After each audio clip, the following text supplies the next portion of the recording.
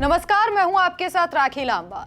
देश के प्रधानमंत्री नरेंद्र मोदी और यूपी के सीएम योगी आदित्यनाथ की तस्वीर जब भी एक साथ आती है तो राजनीतिक गलियारों में हलचल बढ़ जाती है, विरोधियों की टेंशन हाई होती है और सियासी सयाने अपने अपने अनुभव के अनुसार मुलाकात के मायने निकालने लग जाते हैं। अब ऐसी ही एक और मुलाकात दिल्ली में होती है।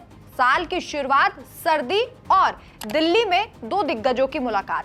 सबके जहन में एक ही सवाल कि आखिर क्या होने वाला है। हालांकि ये मुलाकात कुछ दिनों पहले हुई थी, लेकिन अभी भी इस मुलाकात पर और इस तस्वीर पर लगातार चर्चाएं हो रही हैं। प्रधानमंत्री नरेंद्र मोदी और योगी आदित्यनाथ मिलते हैं, मुलाकात की तस्वीर सामने आती है।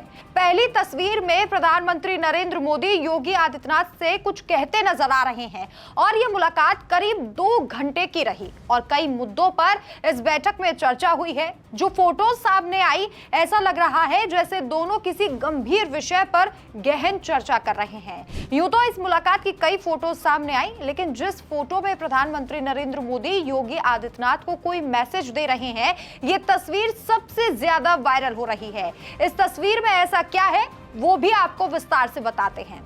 वैसे तो इस मुलाकात को शिष्टाचार भेंट बताया जा रहा है, लेकिन इसके पीछे एक बड़ी वजह मानी जा रही है जिसे सुनकर आप भी सोच में पड़ जाएंगे।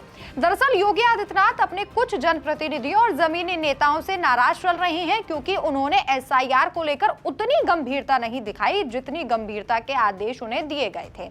इसी के साथ साथ एसआईआर को लेकर यह भी बातचीत हुई है कि चर्चा में सामने आया है कि एसआईआर के दौरान कई ऐसे नाम कट गए जो परंपरागत रूप से बीजेपी के मजबूत माने जाने वाले इलाकों से जुड़े हुए हैं।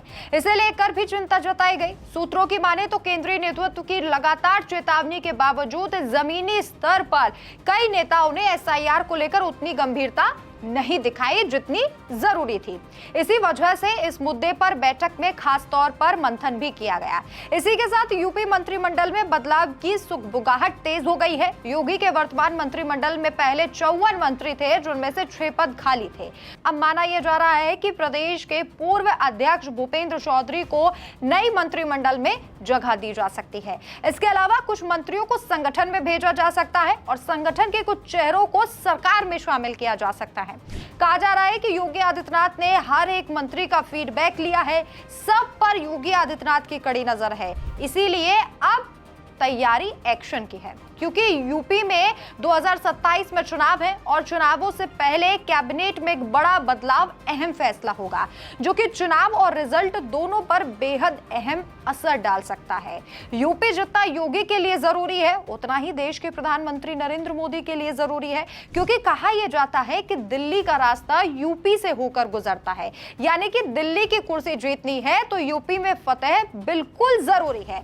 इसीलिए पीएम मोदी ने इस महत्वपूर्ण राज्य की जिम्मेदारी सबसे भरोसेमंद सिपाहियों में से एक योगी आदित्यनाथ को सौंपी थी। अब देखना होगा कि इस 2 घंटे लंबी बैठक का रिजल्ट आखिर क्या होता है। इस बैठक पर आपकी क्या राय है, इस खबर पर आपकी क्या राय है, हमें कमेंट करके अपनी राय जरूर बताएं। नमस्कार।